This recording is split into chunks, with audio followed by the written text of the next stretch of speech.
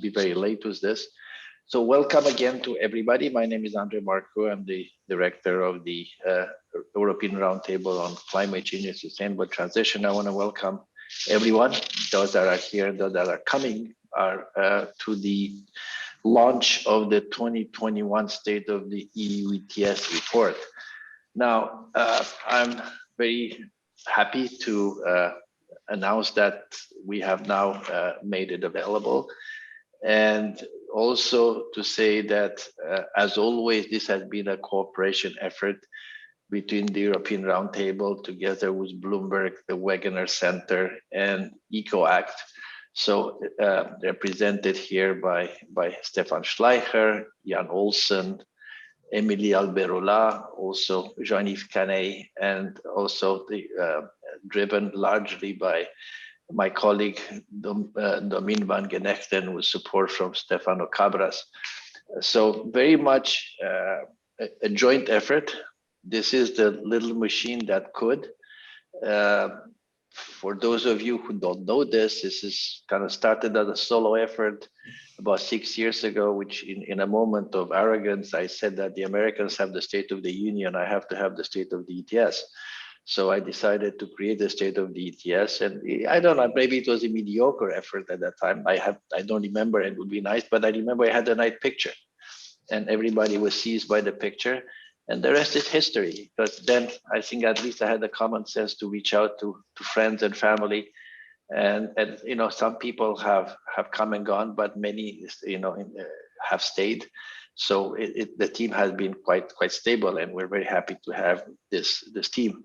Now this year will mark also a new step for us, and the new step is that we will have it in different languages. If I'm not mistaken, if I'm missing any languages, you tell me. We'll have it in German, we'll have it in French, we'll have it in Polish, we'll have it in Spanish, and we'll have it in Italian.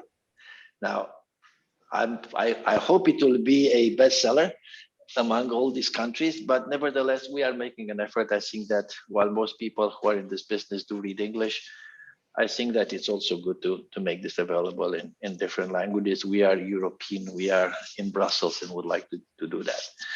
Now, the way we'll run this, that we'll have the initial presentation of report where Domien van Genechten will speak for all of us and present this. In the past, we've done a ballet with people passing from one to the other, but it takes a little bit of time and gets people confused. And then we'll have comments from a panel that I'm very proud of that has decided, agreed to join us. Beatrice Jordi, who's the director for EU and International Carbon Market in DG Cliva. Thank you, Bea. Wanda Book, who's the Vice President for Regulatory Affairs at PG in Poland. Thank you, Wanda. Holger Losch, who's the Deputy Director General for the German Business Federation, BDI. Holger, welcome. Pavel Zamysliki, who's the Director in the Czech Ministry of Environment, and it's always good to see you. You know, Pavel has been one of those that has always welcomed us warmly in Prague when we could present this live to the Czech audience. So we always made Prague a stop in our, you know, the beer in Prague was another excuse, but nevertheless, it was a good place to be. And last but not least, Ronald Misterud, who's the Vice President, Head of EU Affairs at Norsk Hydro, one of the largest aluminum producers in the world. And welcome, Ronald. Thank you very much for being here. So with this, I will pass it on to Domien. And at the end of the presentation, the other authors will have their own say, and then we'll go to the people that provide reactions. The panel will provide reaction, tell us whether we did a great job or a mediocre job. Hope it's not a bad job. So, Domien. Thanks a lot, Andre, and good afternoon, everyone. Just put on my screen. Can everyone see this? Yep. Yeah, okay, great. So indeed, I have today the pleasure to run everyone through the 2021 version of the State of the ETS report. Obviously, the report is fairly lengthy and detailed, and I'm going to do my best to highlight some of the main takeaways, the main findings, the main graphs and figures but maybe more importantly to run you a bit through the logic and the story that we try to tell in this report. So what is the report and what is it trying to do? It means to provide a snapshot on how the ETS is doing based on the data that is available from the year before and then the years before that, and not really provide or pass judgment on its functioning, but in a sort of objective way, provide an overview of how it is delivering for stakeholders and policymakers. And in doing that, it's always important to keep the context in mind. And 2020 was, again, a very interesting and special year for a number of reasons. First and foremost, obviously, COVID-19 and the shutdown in the economies that we've experienced over the last year has impacted the ETS itself and also the debate around it. It was also a very eventful year for climate policy in the EU. We've had the European Green Deal, which was discussed and started to get implemented over the last year. The European Climate Law is making its way through the institutions, and we have a new climate target plan communication from the Commission.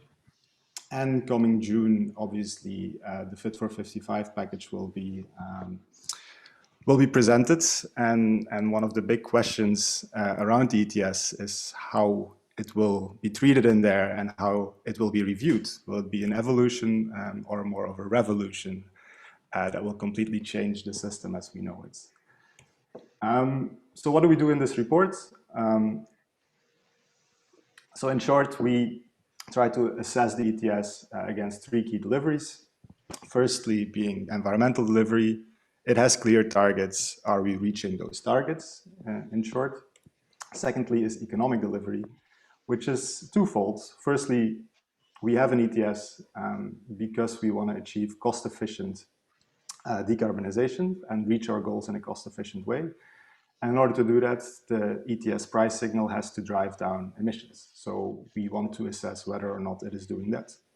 And secondly, does it provide effective and proportional protection, against the risk of carbon leakage, which is also an important element. And lastly, the ETS is a market, and through the market and its well-functioning, it delivers a price signal which increases efficiency. So we also try to assess whether the market is functioning well.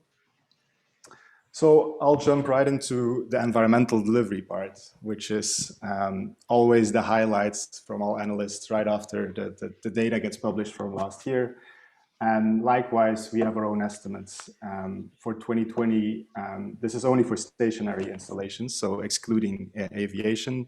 Our estimate is that verified emissions have decreased by 10.6% year on year.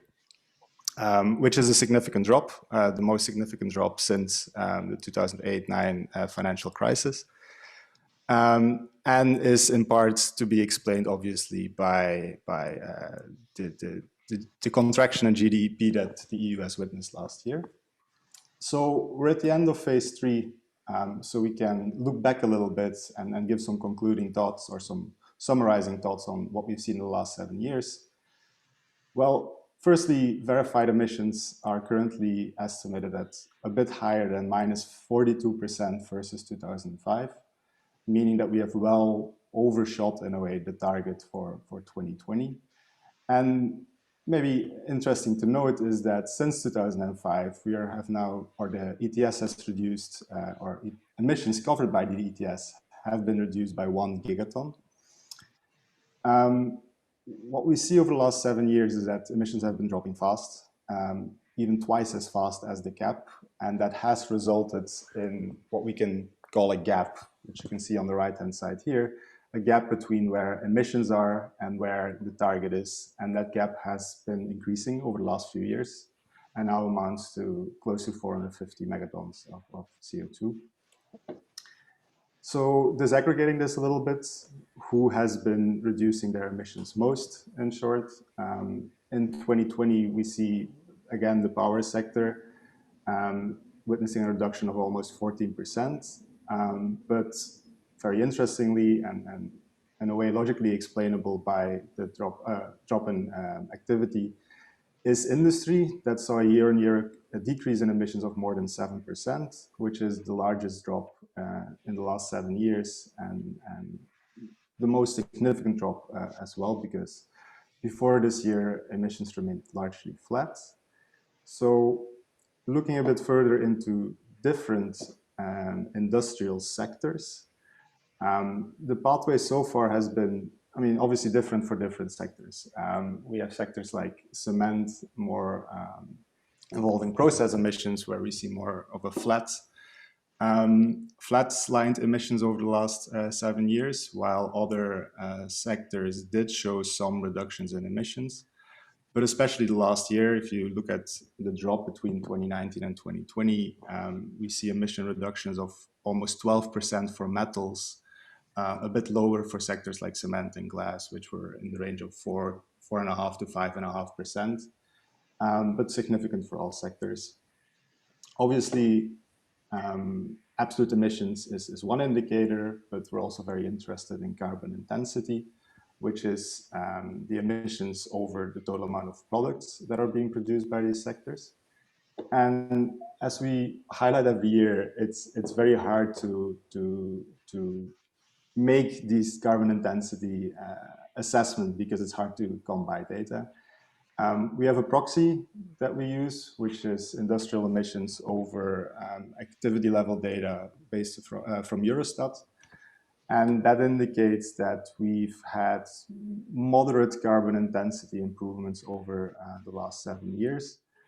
But that the space is definitely not in line with the more longer term objectives of the EU at the moment.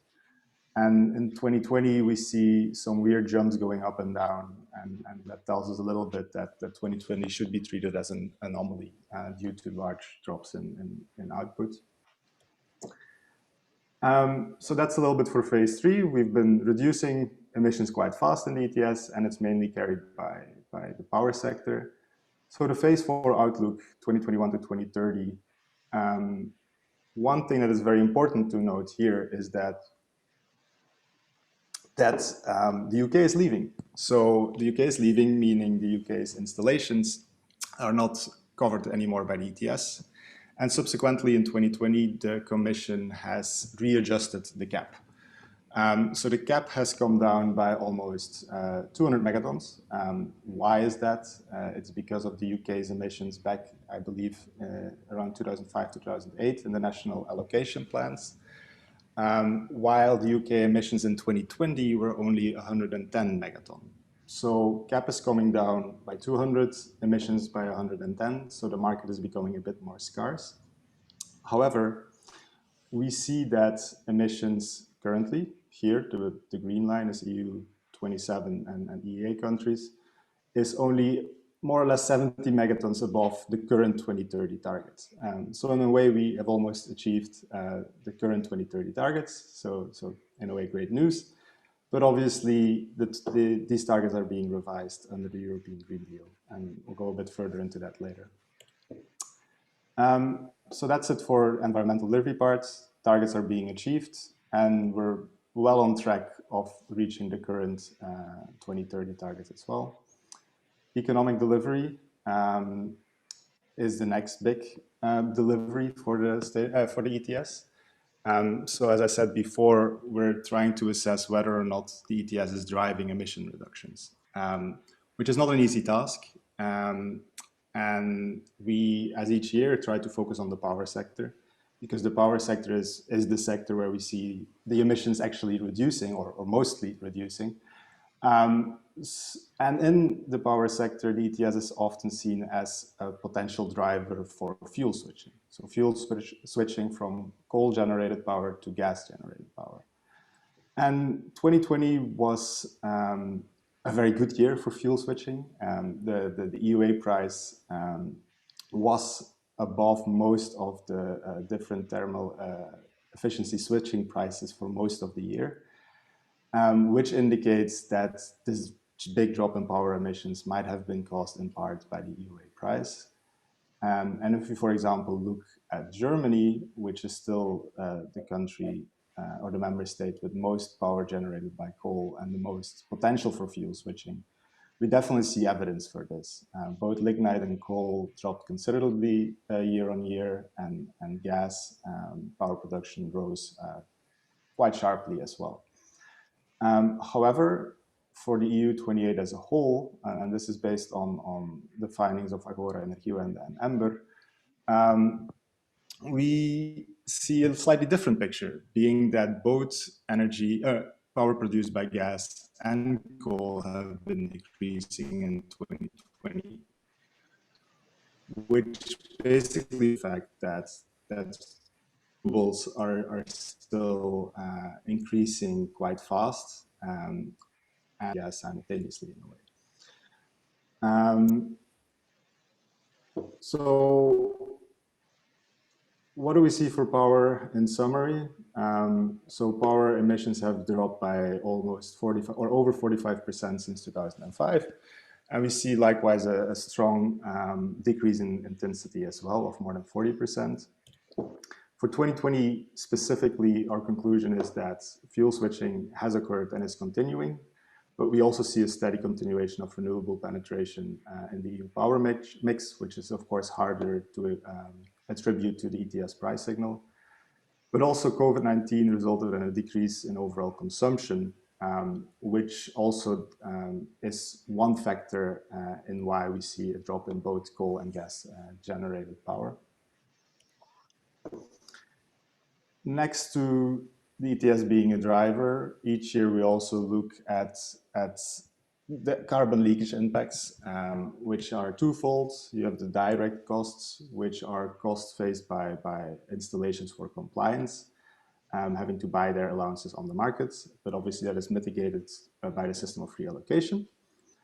And what do we see, especially since the beginning of phase 2, that industry received or was over allocated free allowances, almost 1 billion allowances more than their verified emissions since 2008. But as you can see on the right hand side on the graph, most of these over allocations took place in phase 2 before 2013 due to, well, some design flaws in the system of free allocation. And this trend has been steadily reversed since 2013. We see increasingly that industrial installations are paying a net cost, and they experienced a net deficit of about 15 million allowances since 2013. So why is this happening? For a multitude of reasons. One is the application of the cross-sectoral correction factor, which has been in place since 2013, and each year uniformly decreases the amount of free allocations for all industrial sectors. We now have a system of benchmarks for free allocation, and obviously free allocation is also being phased out for those sectors not at risk of carbon leakage. Having said that, and you'll see more of this in the report, but we just want to highlight some main takeaway here, is that this global picture is not true for all sectors and definitely not true for all installations. There are large differences that can be observed between different sectors. Some experience a continued deficit and quite an extensive deficit, while others have a continued surplus, for example. And this points a bit towards the fact that the CSCF, as it is designed, hits everyone in the same way. It's cross-sectoral, but in practice, it hits others more than others, some more than others, sorry. The other side of the bracket, like I said, is indirect costs, which are the costs or the emission rights that are bought by power installations and which are passed through in their electricity prices to the consumers. And that obviously poses a risk for carbon leakage for energy intensive industries. So the system is very different. Compensation for indirect cost is optional, and there's no harmonized approach. And it's subject to state aid guidelines. So what we see over the last 7 years is that at the beginning of phase 3, there were only a handful of member states that had a scheme in place. But especially over the last few years, increasingly more member states are introducing this. It's unclear why this is. Obviously, the price of EUAs has been rising which might cause more concern for carbon leakage, also through indirect costs, and that might be one of the reasons. But as each year, we try to give an overview of how much each member state provides compensation for. And we compare that with the auctioning revenues because the directive states that no more than 25% of auctioning revenues should be used for compensating indirect costs. And after a dip in 2018, we see again a relative rise in 2019, which is mostly explainable due to the fact that compensation is paid based on the EUA forward price, which is the price that the market was expected 1 year further. And in 2017, the market expected a low price in 2018. Price went up quite dramatically in 2018, so the percentages are a bit low.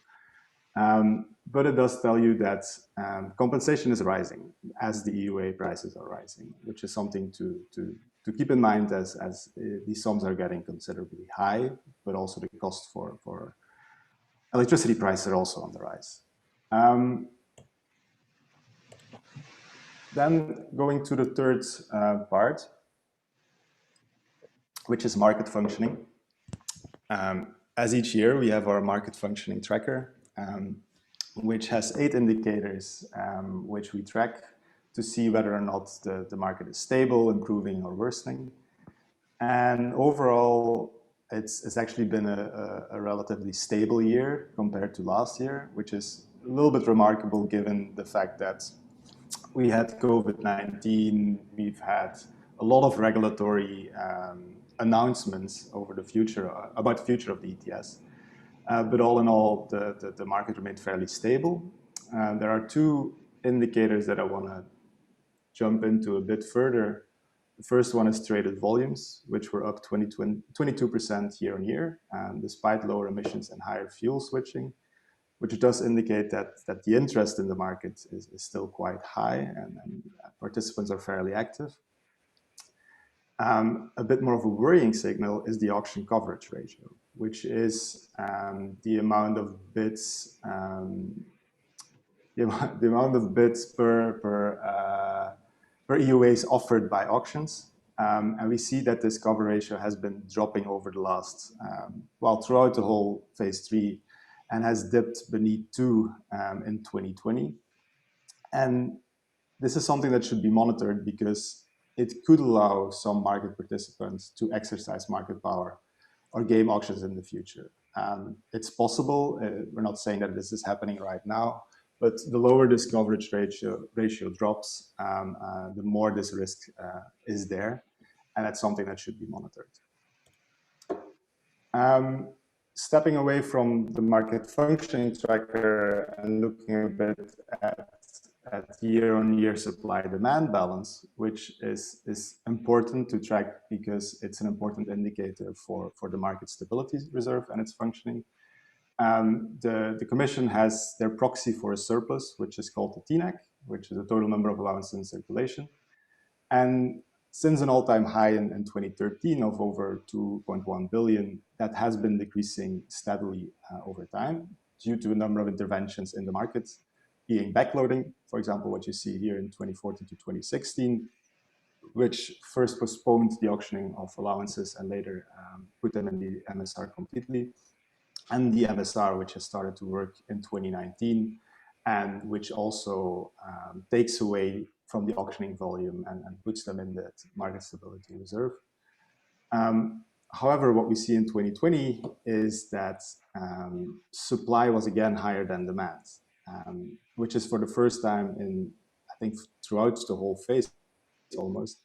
And that is because we saw a sharp decrease in emissions due to COVID-19 and other factors, combined with the UK auctioning almost 2 years of supply because it didn't auction anything in 2019 due to Brexit negotiations. So supply was supply was higher than demand, meaning that our expectation is, or our estimates are, that the TNAC rose in 2020 by almost 100 million to close to 1.5 billion again. So maybe in short, going back to all three deliveries, we saw environmental delivery is being met. We're meeting our targets. Economic delivery points towards the fact that we are causing fuel switching to happen, to occur, and that carbon leakage, or the risk against carbon leakage, is being mitigated, and the market is functioning well. And each year we do a sentiment market survey, where we send out a number of questions to stakeholders that work around the ETS. And we get the same picture from them, in a way. Two important questions we ask are whether the ETS is providing a first mover advantage to the EU business community, and whether or not the ETS is able to drive decarbonization. And we see fairly high percentages this year that are agreeing with these statements, which makes us conclude that confidence in the system seems to be higher than ever, despite a year of continuous policy dialogues and an economic crisis. Confidence in the ETS is very high. However, at the same time, many stakeholders also think that changes are necessary. So the first question on the left asks about whether significant changes are needed in the ETS review, and over 60% says yes there. On the right-hand side, we ask about the introduction of a carbon border adjustment measure, and more than 50% thinks that the EU cannot provide sufficient protection without a CBAM. So these are some important takeaways. And obviously the EU is looking at revising the ETS. In the report itself, we go into a number of elements of what the ETS could look like in the European Green Deal. But for the purpose of this presentation, we just want to highlight two things. One is that we expect, or it is expected, that the relative contribution from the sectors covered by the ETS will increase. So in short, more will be expected. We calculate that almost 68% of the additional emission reductions between the current 2030 targets, so the 40% target and the 55% target, are expected to come from ETS sectors, meaning that, well, more is expected from ETS sectors. We saw in the old 2020 targets that about 64% of reductions were to be achieved by ETS, which then we saw a reverse pattern for the 2030 framework, where more emphasis was put on the ESR sectors. And now we see again a jump backwards towards more emphasis on the ETS. And obviously, what does that mean? That means that the ETS ETS sectors have to reduce their emissions faster. And what is the pace of those reductions? Is that well, it depends both on the starting year and the starting level of the cap, but the LRF that needs to occur will be significantly higher than it is right now. Depending on your starting year and whether or not you do a rebase, you're looking at an LRF of close to 4% to almost close to 7%. So that's a new world for the ETS and new expectations. Andre, no, you go on. Okay. So two short takeaways, or two short slides with takeaways from our report. Firstly, environmental goals have been overachieved, which are mainly being caused by the power sector emission reductions. Secondly, the ETS arguably has played a minor role in this, especially in the penetration of renewables to the market. However, in recent years, we do see EUA prices triggering fuel switching. Thirdly, the risk of carbon leakage has been mitigated so far. That's what the data tells us. But the current rules hurt some while benefiting others. And the era of overallocation seems to be over for most industrial sectors. And indirect cost seems to become a more important factor in the last few years. And fourthly, the market continues to function well. Some takeaways for the future then is that the ETS is at the start of a new phase and not only a new trading phase. Ambition and level of ambition will be significantly higher. We're going from a tool that has been decarbonizing power to a tool that needs to decarbonize industry, which is a new territory, and we haven't done so far. So it's a big challenge for the ETS. We're also moving from a state of chronic oversupply on the market to that of increasing level of scarcity. And asymmetry persists between EU and other trading partners. And the question is, what does it mean for carbon leakage protection? What does it mean for a potential CBAM in the future? What will be done with free allocation? There are a lot of open-ended issues that all come together and that might have a gigantic impact on the ETS in the next few years. In all of this, the price signal alone will probably not sufficient to enable the mass deployment of these technologies. We will need to design complementary tools, and we go a bit deeper into that in the report as well. The Modernization and Innovation Funds are good steps in the right direction. And we also need to focus on demand-side policies. I mean, obviously, the ETS is meant to reduce emissions from the production side, but the demand side is necessary in order for these low-carbon products to be bought on the market. And lastly, and that's very important, the transition needs to be sustainable, and the ETS needs to be contribute to this. And especially in the upcoming review, that has to be ensured. So that was it from my side. Thanks a lot, and I'll hand it over back to you, Andre.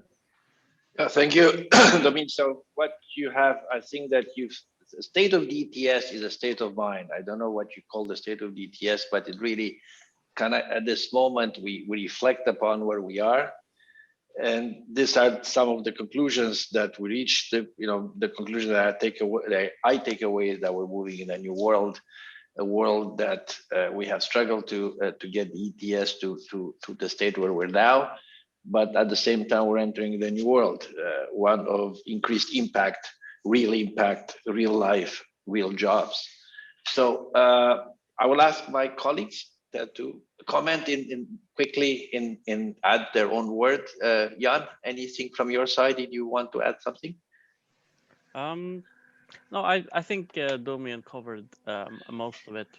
For me, it's like Domian said, it might have been a little bit of a surprise that in terms of the market indicators, we haven't seen a big drop considering COVID-19.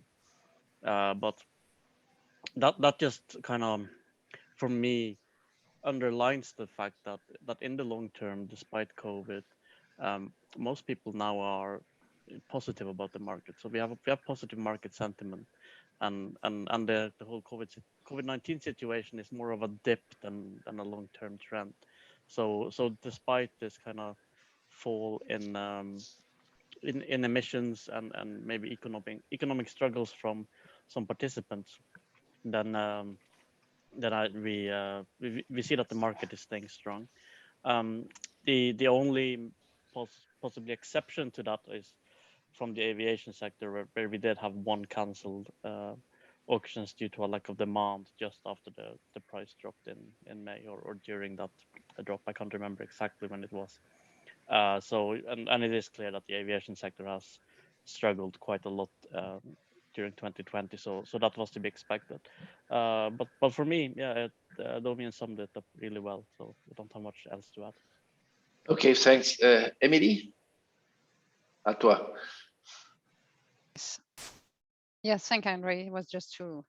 Thank you for your presentation, Damian. I think also you cover all the topic.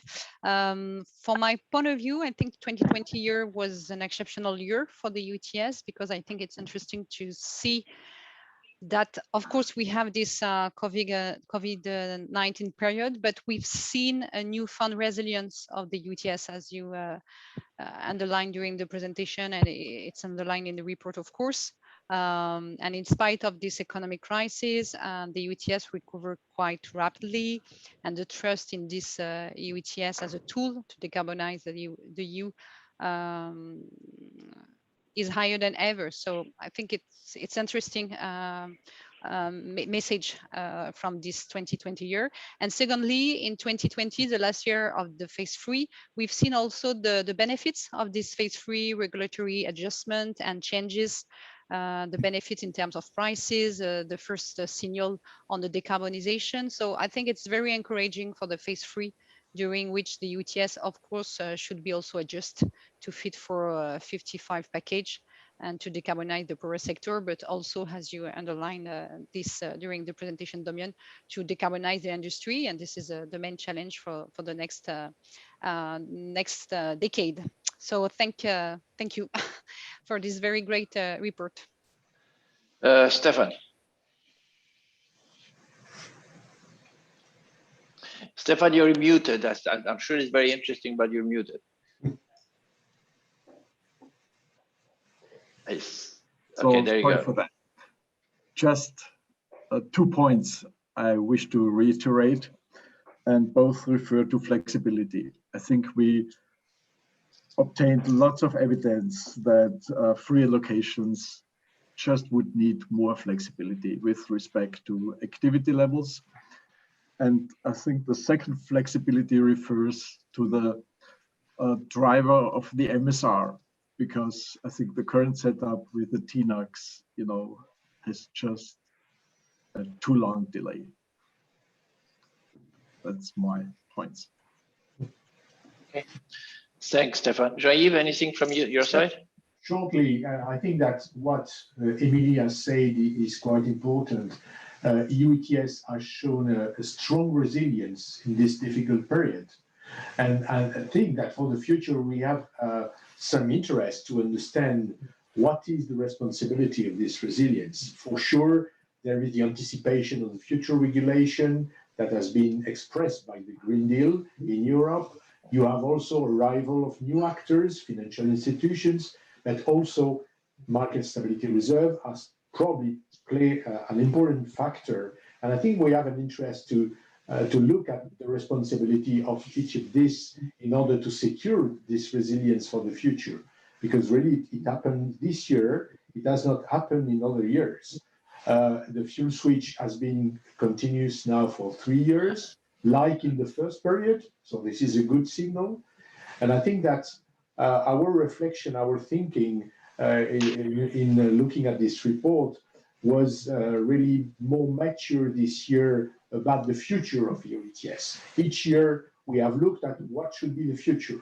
But this year, with the anticipation of new regulation and with the benefit of all the meetings we have made on the future of ETS, it has been very interesting to try to put in perspective EU ETS in this new regulation in EU. Thank you. Thank you, Dominique, for the excellent presentation. Thank you all. So I'll close this, and I will say, Stefano, did you want to add any points?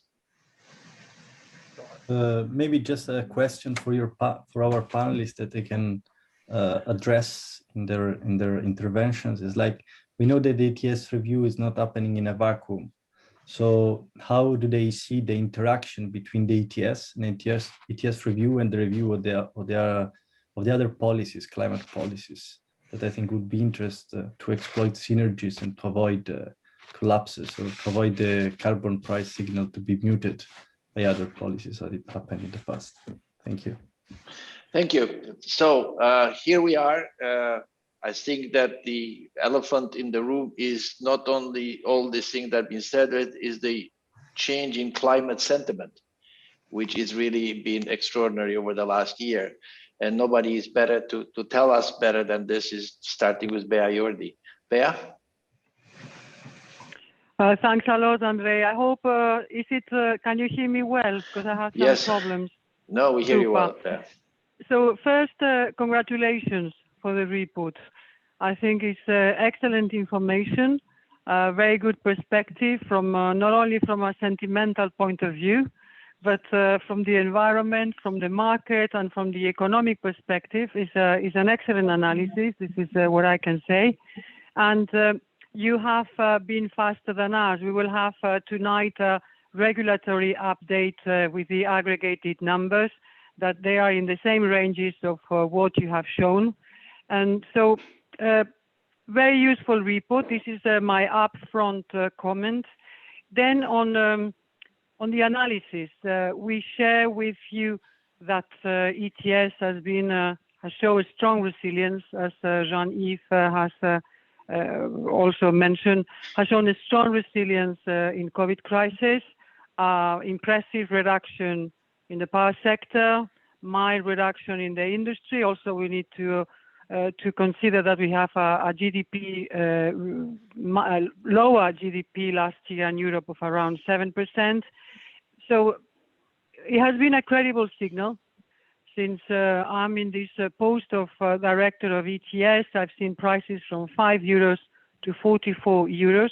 It's true that the market has seen what is a first mover advantage, and solid prices, credible signal, and very happy also to see the survey that you have been doing on what is the perspective, because perspective is in markets is more important than we think, and the trust on the market. So there's a psychological point in markets that I agree. So we share with you this analysis of resilience. We have been, as you know, since January this year, we are in the phase 4. In this phase 4, we have been doing the benchmark update that it goes in the direction of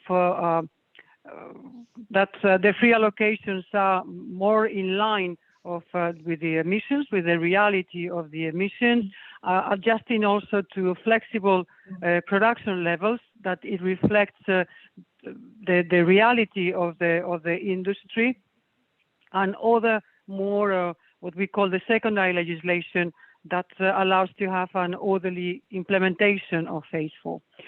All this with the Swiss linking, first linking in history that it was not part of your report, but I'm sure it has been part of all the papers that you have published, which is, well, the first international linking. Bad news to Domian, UK is not leaving, UK has left. So this is also clearly we need to update the cap. Good news is that UK has since January this year an ETS covering similar sectors as we are doing in Europe, and also covering departing aviation flights, because aviation has not been part of your report, or probably in the details. That sorry if I missed them, but of course we all know that aviation is in a big crisis, but we all hope that it's only temporary big crisis. So just to say that resilience on COVID, system is working. We share your analysis, I have to say. I mean, major points, we share them. Another future, evolution of revolution. I think that's a big next step. So ETS has shown its solidity, and the Green Deal has said, why not, if we have a solid carbon pricing, a signal to the economy, why not to expand it, and also to align with the ambition of the 55% that, as you know, has been endorsed by head of state last December. So this is what we are working night and day, and we make you work night and day also, because we have an exporting effect. So we are aligning the ETS in line of the 55%, that it will be of the order of 60 something. And also we are extending it to maritime, a sector that is small when you compare to industrial or power sector, but it's not so small, of course, when it's related to its local pollution, and it's related to trade activities of the union. And then building and transport. Building and transport is under the ESR, and just let me make a bracket on your domain advice, which is the merits of carbon pricing before I go to building and transport. The merits between carbon pricing and regulatory actions. Just a very firm message from the Commission. It will not be backsliding on any regulatory measure. So we will be working together in the proposal in June of a combination of carbon pricing and regulatory aspects, because we think it is a good merit, and that is not carbon pricing that will solve it all. We will need other market pool, or auditings in buildings, or consumer transparency, many other aspects that we cannot capture with carbon pricing. So building and transport is on the table, as you know very well, and it will be, if you want, a prudent approach on the relations between the new sector and existing sector. We are very keen that a sector, an ETS that is working very well, we should not put upside down things, and this is not our intention. We will increase ambition. We will do a possible, it will be on the College of Commissioners a discussion for a building and transport extension, and for sure on maritime and a reinforcement on aviation. So this is the future, and looking forward to the debate between us. But just by final question, I will be very interested also in knowing when in your survey on when people answer that they would like things in ETS to change, which things they would like us to change. Many thanks, Andrea and all. Thank you, Bea. Thank you very much. I will go to Wanda Book. Wanda? Yes, thank you very much. I've, with an interest, I have acquainted myself with the report. So thank you very much, and congrats to the whole team. Well, the report sheds light on a key questions regarding the functioning of the European carbon market. And last year, as you said, but especially 2020. Were extremely eventful, and especially in 2020 we were observing a spectacular drop in demand associated with rising carbon prices, driven mostly by Fit for 55 package. As it was mentioned in the report, increasing CO2 prices led to record-breaking revenues in auction of allowances. The number you have mentioned exceeds 19 billion of euros in 2020. And I think it's noteworthy that approximately 9% of it amounts to the share was paid by PGE alone to cover our factual CO2 emissions. Because of the different starting points across EU, carbon revenues were mostly channeled to those member states that in fact do not need the auctioning pool to cover factual emissions, while at the same time other countries despite making enormous reduction effort throughout the years, right now are facing the situation that actual EU ETS emission exceed the national auctioning pool. So these countries, and I'm talking about low-income member states, don't have sufficient revenues into their national budgets to finance the energy sector and the industry transition. And also that was confirmed by the European Council in December, along with the new 55% emission reduction target. And as we all know, in the conclusion, European Council identified the problems of imbalances in some member states not receiving revenues that are equivalent to the cost paid by the ETS installation, and called for having this issue addressed as a part of upcoming legislation. And that remains crucial for countries and companies like PGE intensively moving away from coal to other zero and low emission alternatives. I wanted to underline that carbon prices being too high are not going to foster just energy transition, especially in a highly coal-reliant regions. And I would like to translate it basing on the example of PGE, which is, well, our perspective is the easiest for me to explain. We have already committed to achieve climate neutrality by 2050. And to deliver this goal, we are going to build 2.5 gigawatts in of new capacities in offshore wind farms, 3 gigawatts in photovoltaics. We also want to expand our portfolio of onshore wind farms by at least 1 gigawatt, and all of this by 2030. Of course, and another key issue for us is the transition from coal to gas in district heating cogeneration plants, using also natural gas as a transition fuel. So this whole investment portfolio until 2030 requires almost 17 billion of euros of capital investments alone. But at the same time, every year we need to cover our operational costs, including carbon costs. This is the biggest cost in our that we have to bear every year.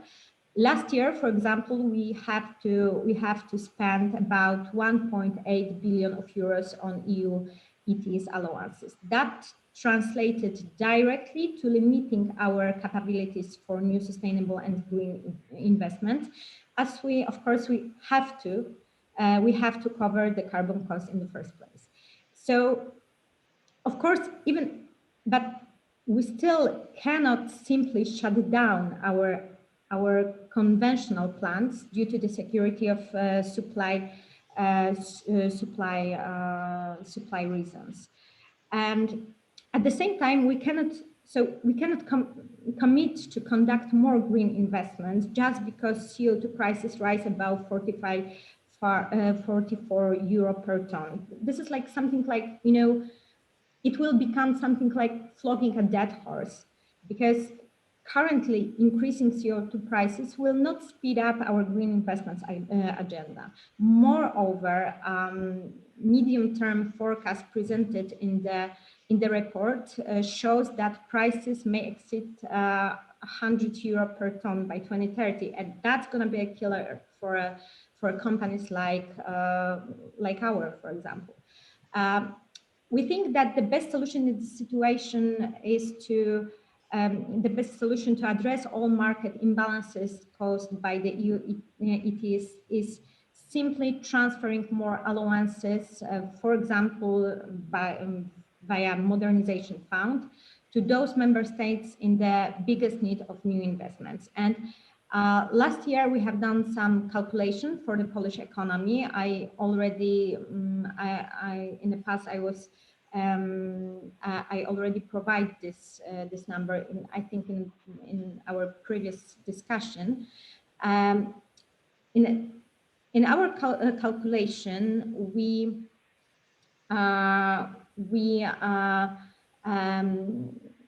saw that emission reduction target of 55 by 2030 would cost whole Polish economy about 136 billion of euros, and while the necessary investment gap is identified to be like more than 90 billion of euros.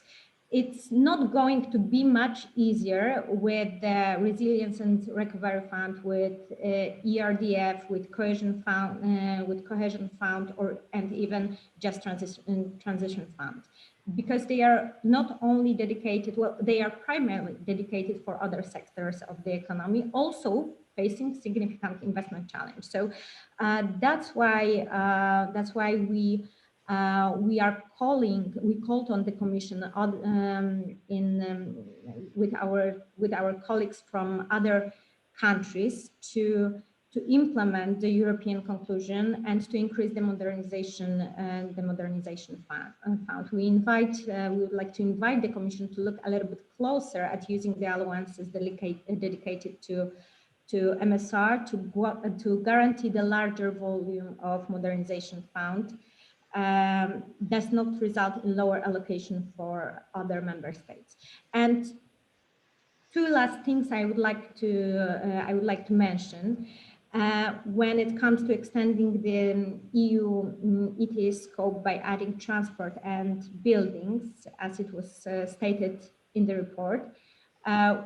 We do think that it would result in covering under possibly one trading scheme sectors with different marginal abatement costs. It may It may drive carbon prices to very high levels and not necessarily cause proportional emission reductions in the current non-ETS sectors. And another very important issue for us, which is tackled also by the report, is the growing volatility of the carbon prices, driven also with the growing speculation element on the EU carbon market. It seems no surprise, since all carbon markets are equalizing with the rules governing financial market. However, the EU ETS seems to be unarmed to prevent it from market speculation, eventually leading to losing its main environmental but not fiscal objective. So we think that Wanda, can we conclude, please?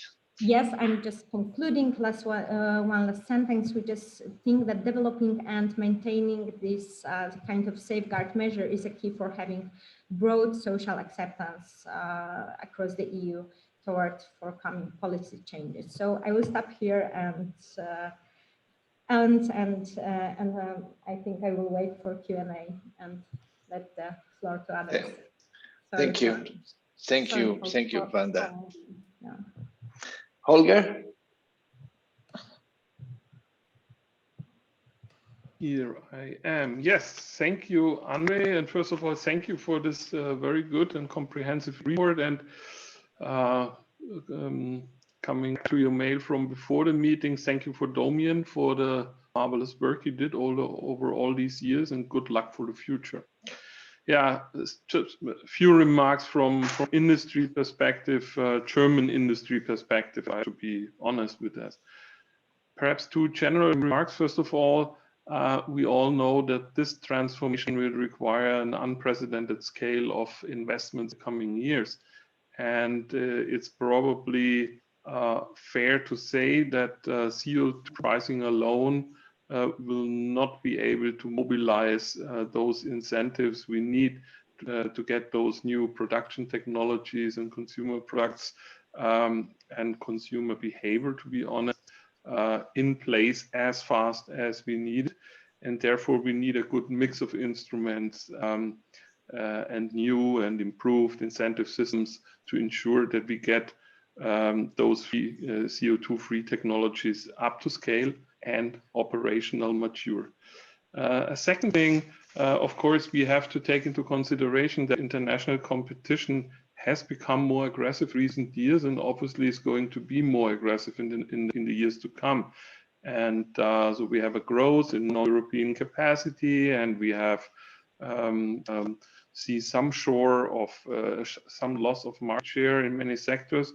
And so we have to be very careful with not only with the carbon leakage risk, but with the investment leakage risk. And this is something we have to take into consideration, because of investment leakage will, of course, hamper the ability of Europe to invest in the needed transformation. And all of this, of course, in the aftermath of COVID-19 pandemic. So now to the revision to the ETS. First of all, we have to state that effort-sharing sectors have so far underperformed. We see that it is very important that if we do a revision, we have to be sure that a tightened 2030 target does not overburden the existing ETS sectors. And it is with some attention and some anxiety that we read the report and see that almost 68% of the additional reductions for the 2030 revised targets will have to come from the ETS sectors. I think the Commission has to go about very sensible about this, so we don't get a more unbalanced system. As you can imagine, for industry, ensuring sufficient free allocation is a key issue.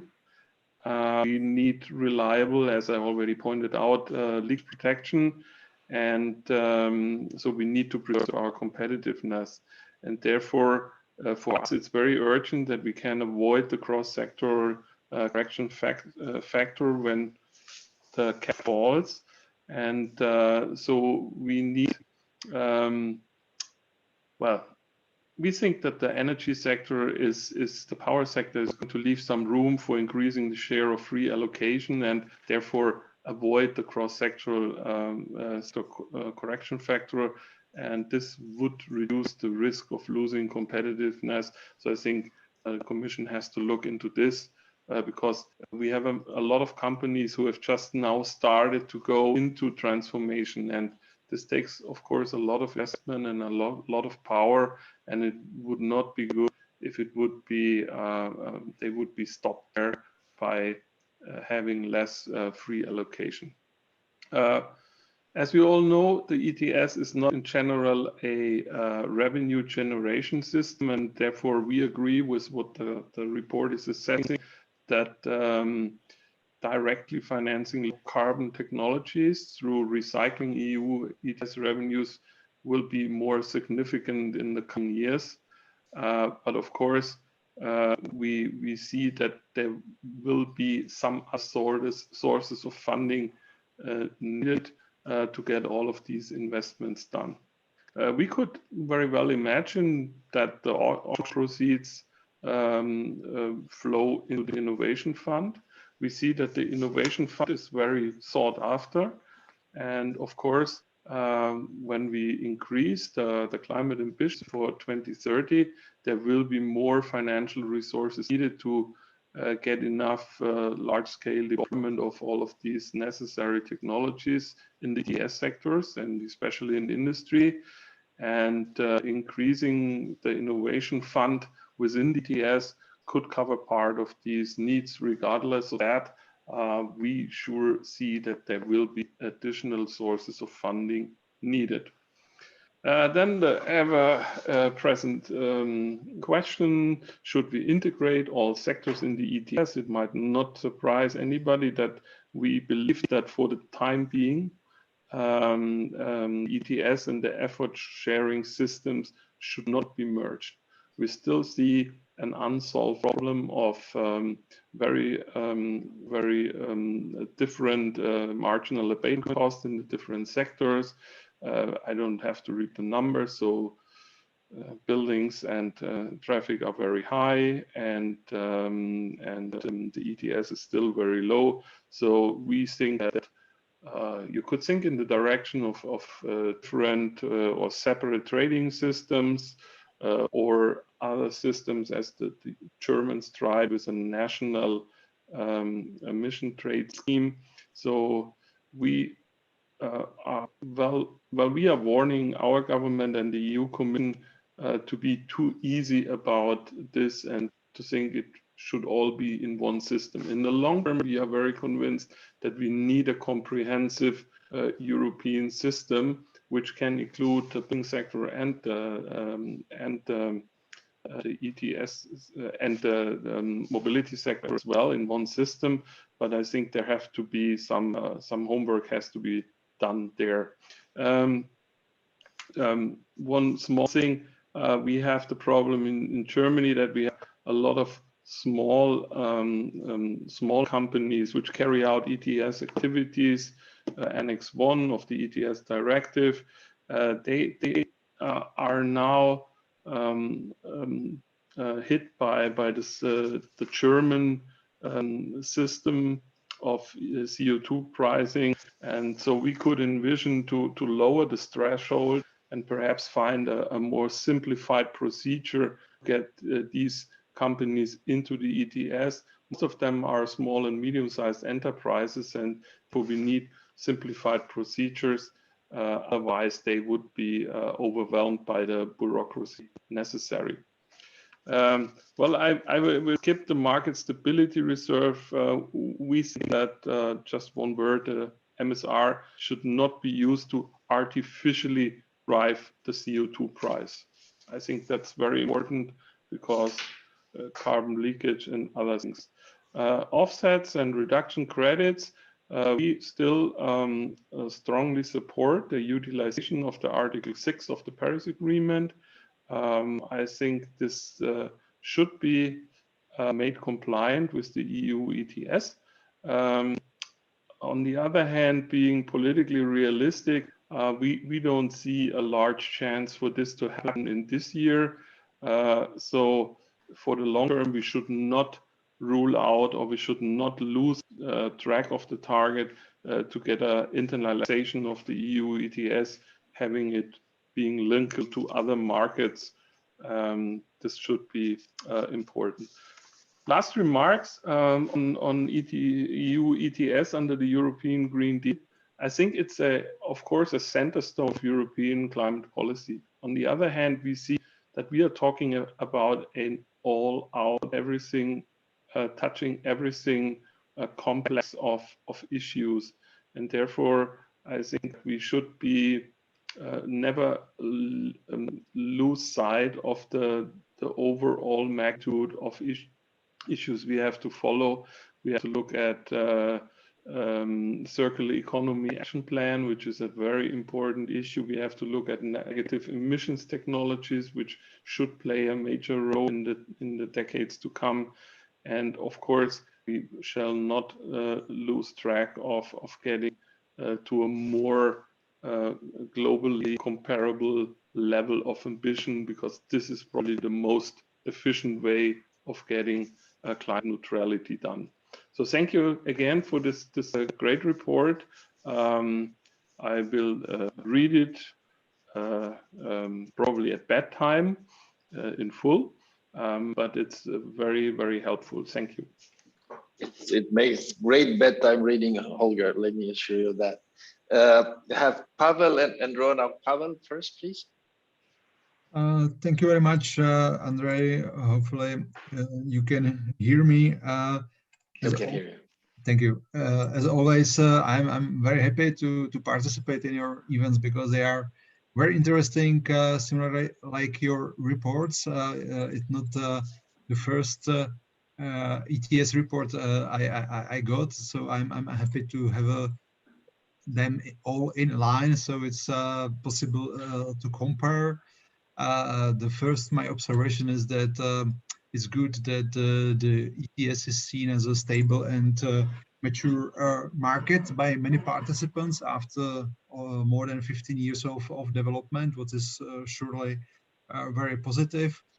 I think that the key was the introduction of market stability reserve, what was proved especially during last year and this year, because that we need to face the current COVID-19 pandemic and economic impact. So it looks like that the ETS is not so touched by the pandemic and economic downturn. I would say that the recent rapid price increase and development surprised many, but not only positively. We as governments can be okay with growing revenues, but I would say that many companies were not very well prepared for such a quick and high increase, and they now need to make significant steps how to modernize and how to continue exist in some cases. So we need to be careful. We need to think how to help them in many cases. For instance, thanks to the money which will be spent through the modernization fund, and hopefully, or I hope that it will help them to leave the code definitely.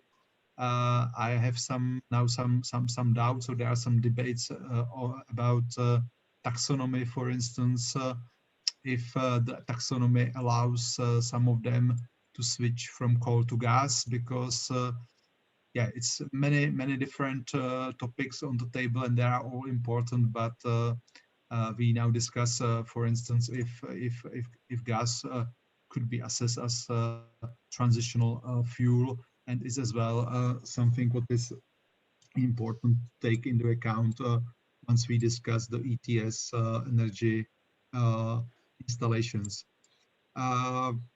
Another topic, your assessment, you mentioned, or Domian mentioned the three lenses. I would say that your approach is right. But what I would like to see, hopefully, in the next decade is, or in the current decade, is a better stability and predictability, because since the last revision in 2018, a lot has happened, and now we are now making another further steps, planning significant changes. So it's difficult for companies definitely to predict the future development in the regulation, especially in case of the ETS and other energy and climate policies and measures. If I be in position to say what we should assess and check, I would say that definitely long-term competitiveness and impacts on industry, incentives for new low carbon technologies and investments, and social dimension, including just transition and contribution to just transition. So I hope that we will be able to assess such indicators as well, and we need to discuss those, including important future role of both funds, Modernization Fund and Innovation Fund, as a part of Fit for 55 package. I would say that from your surveys, it's always positive to see, let's say, positive attitude towards and confidence towards ETS. But for instance, what I found is that probably in terms of questions how to revise the market stability reserve, or how to design the new CBAM, we will need some more concrete proposals and options, which I'm sure to be delivered by the European Commission in June. So we will be able to focus more on more detailed debate this year, maybe after the Commission will publish all the proposals and details. And last but not least, the longer term perspective and the let's say the ETS and its role under the European Green Deal. I think that ETS will definitely prove its effectiveness and sustainability, but it will have to face as well to some important challenges, especially in terms of its interaction with other policies and instruments, and its expected enlargement regarding new sectors like aviation, maritime, transport, or buildings. I think other colleagues mentioned the potential complications, especially in transport and buildings. We have as well some doubts how to make it in the best and the most efficient way. Maybe carbon tax could be better. We need to think that there are big differences among the member states, among the different classes which would have to deal with social classes which would have to deal with new carbon prices. But on the other hand, it could be a chance how to change the trends, especially in transport emissions in almost all EU member states, and how to increase the rate of building isolation and reconstruction. Yeah, it's going to be a big challenge because very heterogeneous and different sectors which we should take. We shouldn't forget that still we have energy and industry in, so we need to think more how both will be developed further because of for instance, free allocation, which is still applying, but which will have to be revised again. But yeah, on the other hand, I remain quite optimistic that we will be able to address and set all the pieces of the new legislation in the right way, and that finally the ETS will deliver the significant part of the 2030 goal, and will help us towards climate neutrality by 2050. So that's my final observation. Thank you. Thank you, Pavel. Ronald. Thank you, Andre, and thank you, team, and congratulations with the state of the ETS. As I would say, it's a very important report. ETS is it's a complex system, but it's extremely important because it impacts a lot on on the economy. There are many things that come and said. I try to go into a few points. First thing, ETS is really it's a flagship on pricing of carbon. In our company, we have been looking at it closely since before 2005, before it started.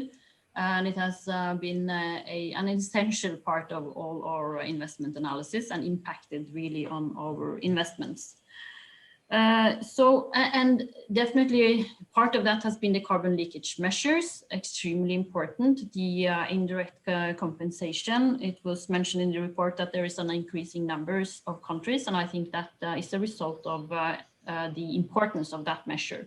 I could mention that we decided finally last year to reopen a plant that has been closed since the financial crisis. That was a huge investment, 115 million euros, and a work for 2 years work to reopen that plant. So it has big impact. And the report also mentioned that, or shows that the emissions has come down, most actually for the metal sector. I don't know really, I think, and the history goes back to, I think it was 2013 in the report, but if you go back to the financial crisis, Europe has lost almost 1/3 of the capacity. So we have to bear that in mind. That might also explain the reduced emissions in the metal sector. So, which is very unfortunate because it means we also then have a huge import dependency, which is a part of the picture. Now with the much higher ambitions, it's even more important to strike this balance between having an effective instrument for emission reduction and a instrument for maintaining, or that we maintain competitiveness in Europe. And then I want to point to a few things. One thing is the benchmark. It really has to be realistic. The benchmark is a huge, it's a challenging data exercise. And we have found errors in that exercise.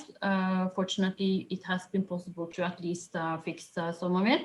But it's extremely important because it is so decisive for the effect of the system, and transparency around this is necessary. But it's an extremely important part of the system because it's also an incentive for us. When we have free allowances and being compensated, we still have this huge incentive for emission reductions by the benchmark. So it's an important part of the instrument, but it has to be correct and realistic. Because the thing is that for the aluminium sector, we are reaching theoretical limits, and ETS is a tool for incremental improvements, not for technology breakthrough. So when we are then reaching technology or the theoretical limits, it doesn't help to punish the best performers. So then we have to reach this technology breakthrough through other ways and make sure that we don't end up by having a benchmark that like limits or stop investments, further investments in this needed sector, because you really everything else shows that this sector is needed for the green transition. We really need the metal for all the equipment that is needed for the green transition, and there is different external analysis showing that recycled aluminium cannot, it's less than 50%, or at the best 50% can cover demand in 2050. And then I could also mention the MSR, rightly pointed at by the report, that this is not a tool for enhancing ambitions. It's extremely important that it is a market stability reserve mechanism that can handle shocks, market shocks, on both sides, on the downside and the upside, so that it is a tool, it is a system that we can relate to. And the price in itself has increased dramatically, and as report says, the forecast in 2030, last year you showed around 30 euros, now it's around 90 euros. That is a dramatic increase, and it means a huge cost risk for industry. So again, it just shows that we need to strike this balance between having an effective tool and having something that that we can maintain competitiveness. And then, and to the price, we need to maintain the competitiveness, but it also, in our company, we have been looking at hydrogen earlier. We had put it aside because we haven't seen possibility for profitability there. But at a higher CO2 price, we now see that hydrogen is again interesting. So this is really an important tool to trigger new investments, needed investments, but we need to strike the balance. And then in the end, I want to also mention the importance of ETS outside the market itself. It has one thing is the huge impact because of the strong, the high price. The other thing is how it is used in other regulations, for example, the taxonomy. And what we saw from the leaked document on the taxonomy, we see that for aluminium, an ETS benchmark inspired threshold is for the aluminium industry is now mandatory alone, with not in combination with indirect as it should be. And this will, and the way it is designed, no smelter, not even the best performers, will qualify. And this is unfortunate. One thing is because this industry needs to be able to invest further, but then another thing is that the way it's done now, by having ETS benchmark as a mandatory criteria, it represents only 10% of the emissions in this industry. So it's a very misleading way of describing the sustainability of that industry. You need to have indirect in combination with direct emissions, then you get the correct picture. So, and that's possible. That was proposed in the November taxonomy proposal, have combination of direct and indirect, and then you would also have the incentive for the power intensive industry to get renewable power contract, and it would be able then to qualify if, so you get this win-win situation, incentive for the industry to move into renewable power contracts. So I think I will sum up by saying that this illustrates how extremely important this instrument is, and I should add, the taxonomy is also discussed being used in other instruments. So it's really going really much deeper into the industry. So it's so important that it is precise.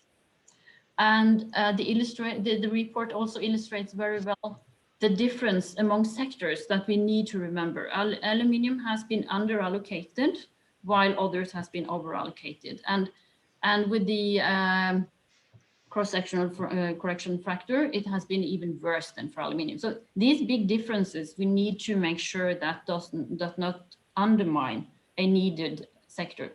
So I want to end by saying thanks a lot again. It's extremely important that we understand well the system and the effect of the system and how it's used in other sectors as well. And so thank you very much for ERCST to do this analysis. And then last thing, as mentioned, it is an important tool in combination with other tools, because we need to trigger this demand for the low carbon products. That's where we are focusing a lot in these days, because we have low carbon products to provide from industries in Europe, but we need to have the possibility to do the next investments also in Europe. Thank you. Thank you. Bea, I think that unfortunately we went very long, but I'm quite anxious to hear your reaction to some of these comments. I think a few people were lobbying you. What a surprise. So, well, big thanks to everybody to the contributions, but you are the chairman, Andre, so you should react. But just a reaction from my side, and thanks, Andre, for the opportunity. Just to say one point that it was mentioned, I think, by Holger, which is the importance of international competition. This is key. We are, as you know, we will be proposing a border adjustment in the month of June. We are multilateral believers, multilateral actors as the European Union, but we are not innocent. So international aspects are crucial.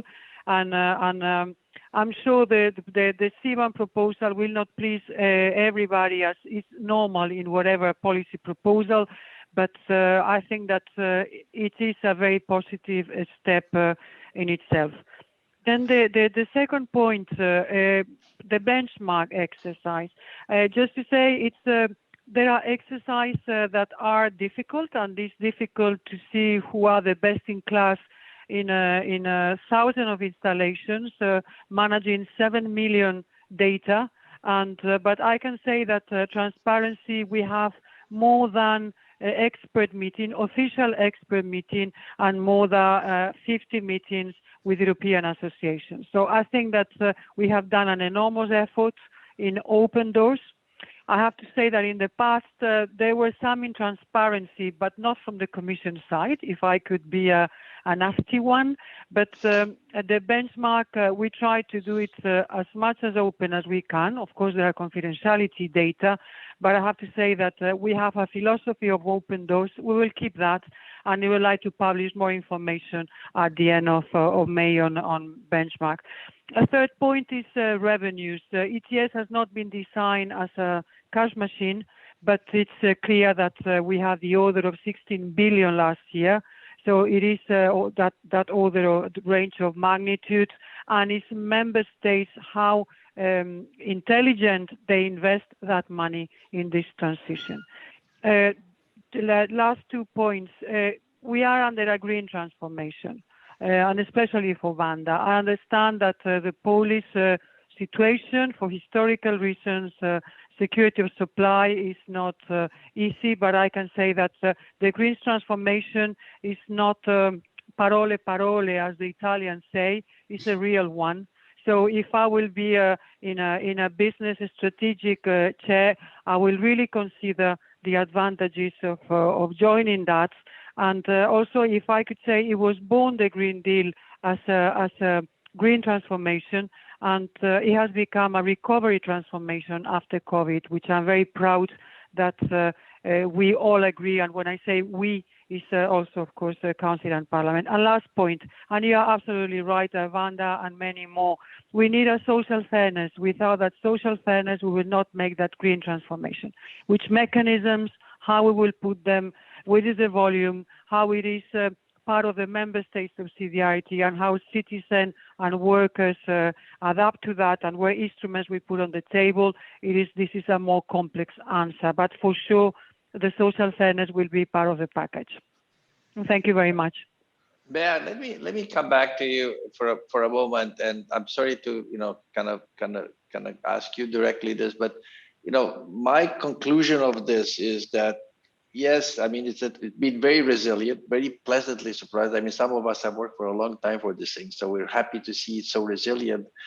But it is nevertheless entering a new territory. I mean, it's been chronically oversupplied. It has been chronically low prices. Now we're getting into a situation where, again, it's a very different mode. It's industry, it's not power, it's scarcity. Prices are going faster, I think, than people had anticipated. I mean, we all anticipated higher prices, but maybe it's going a little bit faster than many have anticipated.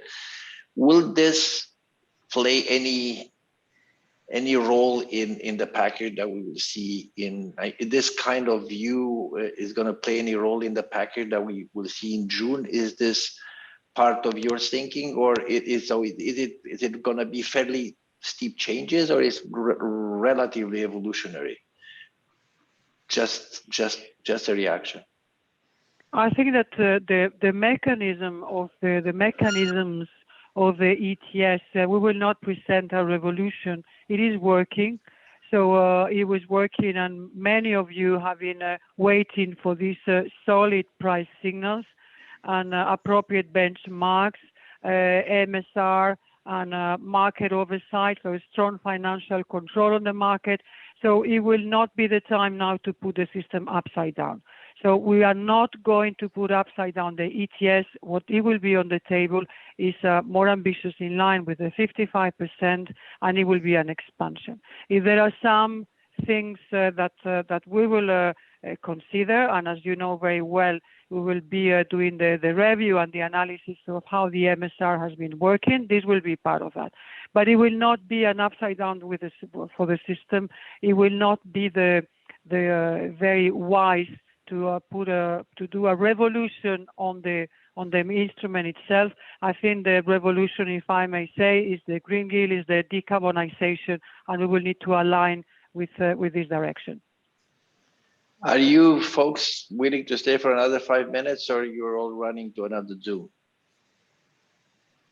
Can I assume? Peter, the reason why I say this, Peter has had his hands up from the very beginning, and I just wanted to, but Peter, as long as it's short, because we I understand that it's an opportunity, but let's keep it to very short comment or question, preferably question. Yes, thanks for this report. Thanks also, Beatrice, for revealing that it will not be a revolution, what we will see. I hope you can hear me well. Yes, we hear. Very well. And well, indeed, what we are a little bit concerned about is the higher ambition level, especially for the ETS sectors. We see that it should be accompanied with increased carbon leakage measures. So there were tools mentioned that reallocation is an important element there that should not be reduced, but rather be increased.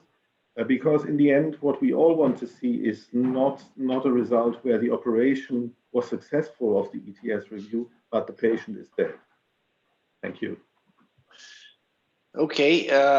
Well, anyone that I think that what I'll do is I'll also, since this is an old timer, it is, you know him, Bea, probably, and many of you, Bill Thompson, who's now not in the EU anymore. But he's not in BP anymore. He's not in the EU anymore. But he's an old timer that deserves to be heard after all the time he's put in the ETS. Bill, if you want to be quick. Very quick. Many thanks for letting me ask a question. An observation on one point. So, Beatrice, very interested to hear about expansion of the scheme. I mean, this has been talked about for a long time, but don't forget the opportunity for linking at this opportunity. As you know, the UK industry is very keen on remaining close to the economic powerhouse that is the European Union. And in terms of linking the two schemes, that would be a great advantage. So hoping that those opportunities in the revision of the directive remain in there for consideration. One thing that's perhaps missed from the report is the huge amount of investment that has gone in just keeping society moving, if you like. There's been a huge amount of borrowing carried out by governments and huge injections of finances into the economy. I'm not sure how that's going to play out when we get to 2021, 2022. But that means that perhaps some of the results that we've looked at, industrial production, may be sort of slightly overrated. I think there's a lot of companies there who have taken advantage of opportunities for finance, and hopefully most of them will survive, but it's not clear how that's going to work out. And that, of course, may affect the structure of the EU ETS in future years. Many thanks, Andre. Thank you. Last words from anyone that wants to have some last words. Again, I apologize. It's not what I normally do. I would have liked it to be more dynamic and more interactive, so I failed. But I hope you'll forgive me this time, for once. Anyone wants to react to other people's comments and in general, any final thoughts? I can promise you we'll be back next year, but other than that, nothing is sure.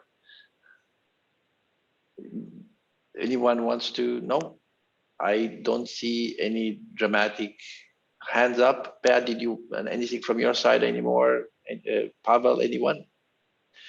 No. Well, in that case, it remains to me to promise that we will have this other languages versions out soon. It remains to me to thank my colleagues that have worked with us to put this together. It is fun, and now we know what we're doing to some degree, but it is also something that we want to invent something new and add a little bit new to expand the knowledge, if you want, because the pages need to stay the same. Thank Bea, Wanda, Holger, Pavel, Ronaug, all of you for having been here. And also take this opportunity, because this is the last period, to thank Domin for the work that he has done on this report, the work that he has done over the years, the work that he has done for ERCST. I think it has been, it's not the moment to get sentimental, but nevertheless, we have been together, and you know, as they say in Barcelona, he will always be one of us. So I thank you very much, and stay tuned for the versions in different language, and we shall see you in the fall, in the late fall, when we start the engines again for the new version. Thank you again. Have a nice rest of the weekend, and the weekend, whatever the weekend means. Thank you all. Thanks Thank you. Thanks a lot. Very good work. Thank you. Bye. Thank you. Bye-bye. Thank you, Andre. Bye. Bye-bye. Okay.